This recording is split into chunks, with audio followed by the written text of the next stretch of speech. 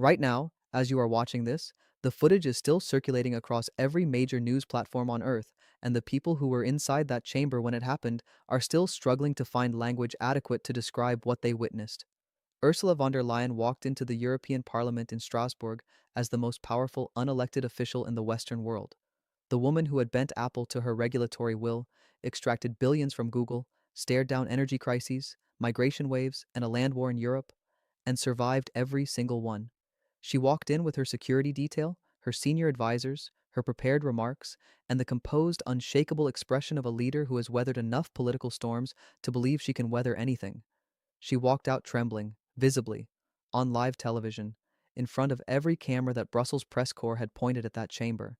Before the session ended, before the votes were counted, before the final speaker had even finished, the footage had already gone viral on 3 continents. World leaders were already calling each other, financial markets were already moving, and the European Union, the institution that von der Leyen had spent 5 years presenting to the world as the gold standard of stable, rules-based governance, was fracturing in real time in ways that nobody inside the Berlaymont building had prepared a contingency plan for. But here is what the mainstream coverage is not telling you. What happened in that chamber was not spontaneous outrage. It was not political emotion boiling over. It was not even a rebellion. It was an ambush, planned in private offices and encrypted conversations weeks in advance, coordinated across party lines that had never previously cooperated on anything, and executed with a precision that left von der Leyen with no exit, no defense, and no allies willing to stand beside her when the walls came down. This is the complete story, every detail, every speaker, every document, and by the time it is finished, you will understand not just what happened in that chamber, but why it was always going to end this way. For weeks before the session, something unusual was happening in the private offices of senior members of the European Parliament, not in the public corridors where journalists wander and aides carry folders and the ordinary machinery of European institutional life operates in full view. In the back rooms, the closed-door meeting spaces, the encrypted messaging threads that leave no record in any official archive. A date had been circled, not formally, not on any agenda that the Commission's intelligence staff could access, but across the political landscape of the Parliament, among MEPs from competing blocs, from governments with opposing policy positions, from representatives who had spent years publicly disagreeing about almost everything, a quiet consensus had formed around a single shared objective. This session was not going to be another round of diplomatic criticism managed through procedural courtesy and carefully worded resolutions. This was going to be a reckoning, and Ursula von der Leyen was not going to see it coming. That was the key to the entire operation.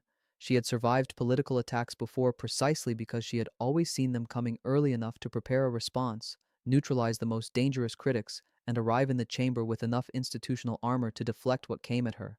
The people planning this understood that, which is why the planning happened in total silence, and why the first speaker chosen to open the assault was the last person anyone in her circle would have flagged as a threat.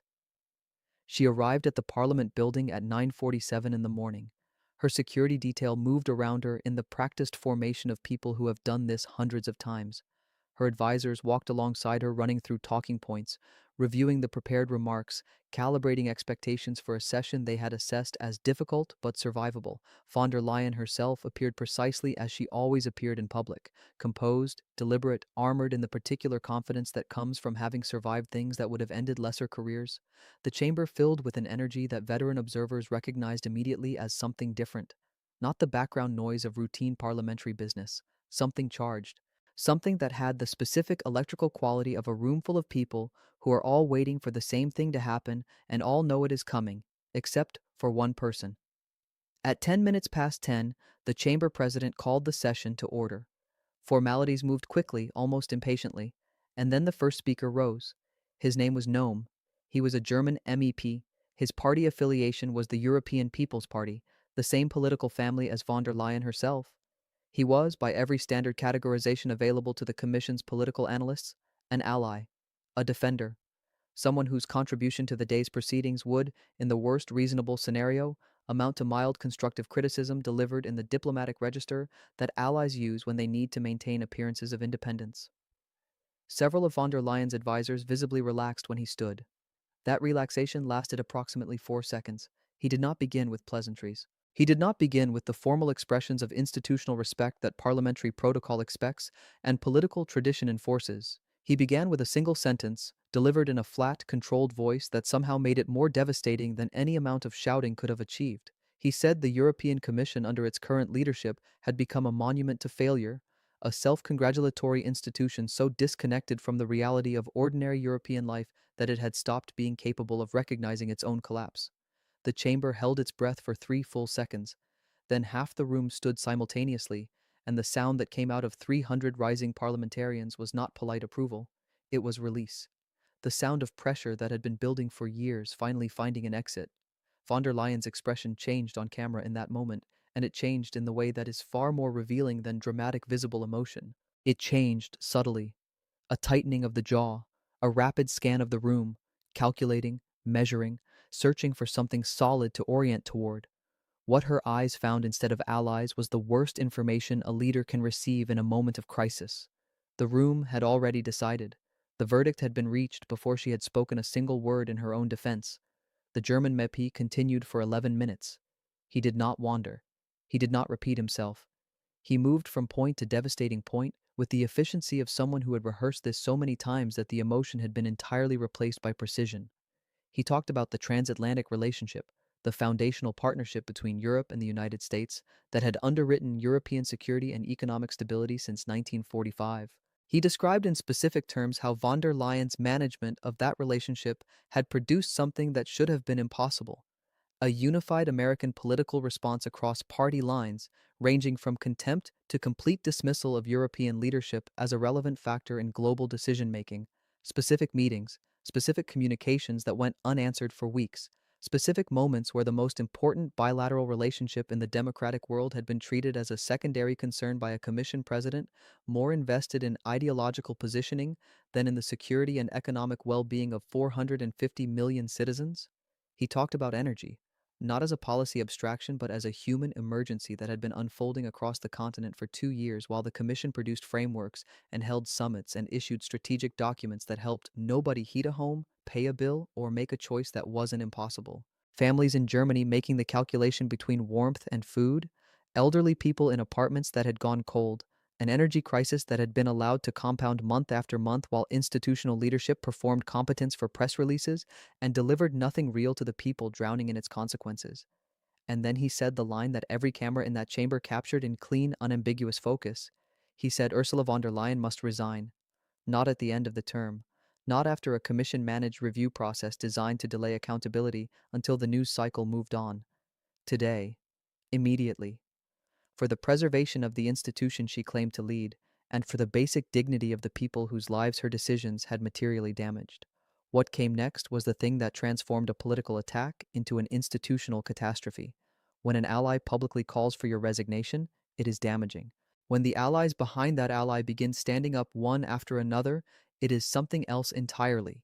It is a cascade. And once a political cascade begins in a chamber of that size, in front of that many cameras, with that many journalists filing in real time, there is no mechanism that stops it before it reaches its natural conclusion. A French MEP rose before the chamber president had fully restored order. She didn't wait for formal recognition. She began speaking into the noise, and her voice carried the particular quality of controlled fury that is considerably more frightening than raw anger because it signals preparation rather than reaction. She had documents, printed pages, highlighted sections, handwritten notes in the margins, the physical evidence of someone who had been building toward this moment for a long time and had arrived ready to use everything she had assembled. She focused on European diplomatic standing with the kind of laser precision that comes from deciding in advance to make one argument completely instead of many arguments partially. She described the specific, documented humiliation of European delegations in bilateral contexts, representatives left waiting in corridors while scheduled meetings were declined without explanation, formal communications from the Commission sitting unanswered for weeks in the offices of counterparts who had made a calculation that European positions were no longer worth the time required to formally reject them, alliances cultivated over decades of patient, careful relationship building that had publicly dismissed European policy positions as geopolitically irrelevant. She said the transatlantic anchor that had held European security in place since the post-war settlement had been reduced to a performance, a theatrical partnership with no operational substance behind it. And she said the person responsible for that historic degradation was present in the chamber, and the period of diplomatic courtesy around that fact was finished. What followed was something that had clearly been choreographed, not in the theatrical sense, but in the strategic sense of people who had coordinated their individual contributions to build a cumulative case that no single speaker could have constructed alone. Each speaker carried their own piece of a larger picture. And as the pieces assembled in real time, what emerged was something that went beyond political criticism into a documented indictment of governance failure at continental scale.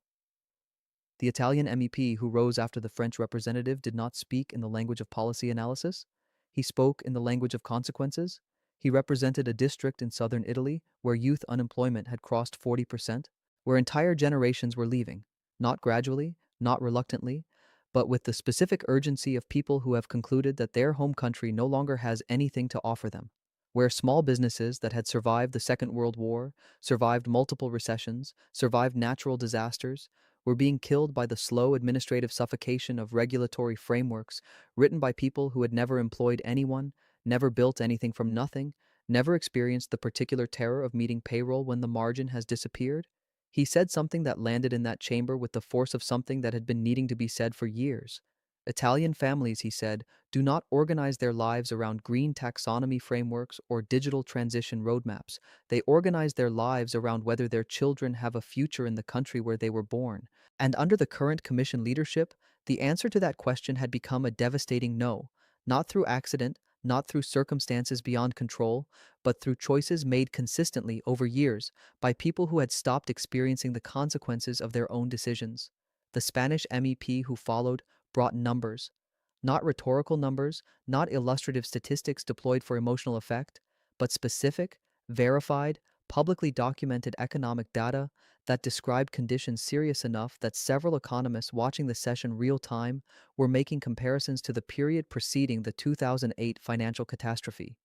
Youth unemployment figures across southern European member states, manufacturing output collapse across 6 economies, trade deficit data that showed value bleeding from European markets at a rate that did not feature in Commission press releases or annual reports because acknowledging it honestly would have required acknowledging the governance failure that had produced it. She said these numbers were invisible in official Commission communications. They did not appear in von der Leyen's speeches. They were not reflected in the confident, forward-looking language of institutional progress reports, but they were real, they were documented, and they represented the actual conditions of millions of Europeans who were being failed systematically, in silence, by leadership that had made a strategic choice to manage its image rather than honestly govern its responsibilities. Von der Leyen attempted twice during this sequence to break into the proceedings. Both attempts failed in ways that communicated something more damaging than any speech could have. The first time she raised her hand for recognition. The chamber president appeared not to see it. The pause lasted long enough, and the non-acknowledgement was visible enough on camera that journalists in the press gallery noted it in real time in their dispatches. A chamber president failing to see the raised hand of the commission president is not a procedural accident. It is a signal, delivered in the language of parliamentary choreography, that the chair had already made a determination about where this session was going. The second time, she managed to rise briefly to her feet before a wave of noise from across the chamber made any attempt to establish a speaking platform impossible. She sat back down. Her advisers leaned in close, whispering urgently against her ear. Her expression had by this point moved through shock and past calculation into something considerably more revealing. The expression of a person who has assessed the situation accurately and understood that accurate assessment is no longer useful because the situation has passed the point where any response changes the outcome. The Polish MEP who rose during this sequence delivered what observers would later identify as the single most structurally damaging contribution of the entire session. Not because it was the loudest, not because it contained the most dramatic accusations, but because it attacked the one thing that everything else in political leadership ultimately depends on, and once destroyed, cannot be rebuilt through any combination of policy achievement, rhetorical skill, or institutional maneuvering. Inside the Berlaymont building, the atmosphere had passed through crisis management into something that Career Commission officials later described privately as institutional panic. The live feed of the parliamentary session was running on screens throughout the building. Emergency calls were moving between Brussels and the capitals of major member states, and the responses coming back from those capitals, from the governments whose political support was the only thing that could translate parliamentary criticism into survivable turbulence rather than terminal collapse, were not the reassurances that von der Leyen's team needed. They were careful, non-committal, worded with the specific precision of governments that have decided to wait and see before attaching their political fortunes to anything. In European institutional politics, that quality of silence from allied governments is not ambiguity. It is a judgment rendered through strategic abstention.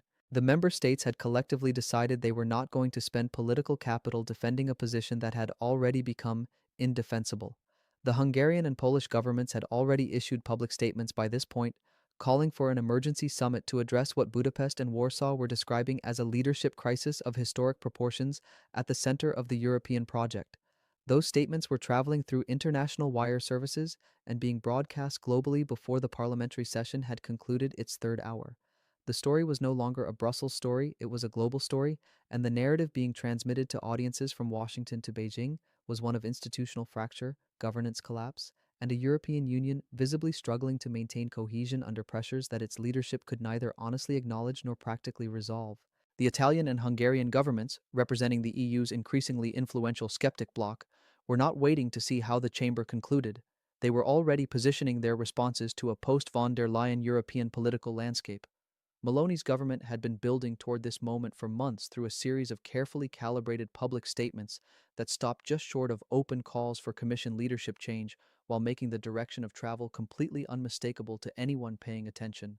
The fracture lines that Musk's announcement had exposed weeks earlier in the emergency commissioners' meeting, the German skepticism, the Italian strategic silence, the Hungarian open opposition, were now visible not just to insiders, but to every market, every government, and every citizen watching the live feed of a parliament in the process of publicly dismantling the leader of European institutional life. But what nobody in that chamber knew, what the cameras couldn't capture because it hadn't happened yet, was that the session was not finished. The coordinated assault that had already produced the most damaging parliamentary confrontation in European Commission history was not, in fact, the whole operation. It was the preparation, the softening, the clearing of the political landscape for something that had been waiting patiently through every speech, every accusation, every moment of visible chaos, for the precise moment when the ground was ready. A Dutch MEP had been sitting in his seat through the entire session. He had not spoken. He had not raised his hand. He had watched everything unfold with the specific stillness of someone who is not a participant in the current drama because they are the author of the next one. On his desk, partially obscured by a jacket draped deliberately across it, was a leather folder. Inside that folder were documents that the people who had planned this session had decided to hold back, not because they were less damaging than what had already been presented, but because they were more damaging, because they did not describe governance failure or diplomatic collapse or economic mismanagement. They described something that moved the entire confrontation from the political category into a different category entirely, a category with different consequences, different legal implications, and a different kind of permanence. The politicians who had spent the morning dismantling von der Leyen's record were doing political damage. What was sitting in that leather folder had the potential to do something that political damage alone cannot achieve. The moment was less than 10 minutes away, and in those 10 minutes, Ursula von der Leyen, who had survived everything European politics had thrown at her for 5 years, who had bent the largest technology companies in the world to her regulatory architecture, who had managed a pandemic, an energy crisis, and a land war on the continent's eastern border, was about to discover that the thing she had not prepared for was not a political attack. It was a document, and documents, unlike speeches, do not end when the applause stops. The chamber president called for order. The Dutch MEP reached for the folder, and what happened next would ensure that nothing about the European Commission, its leadership, or the future of the institution that governs the daily lives of 450 million people would ever look quite the same again.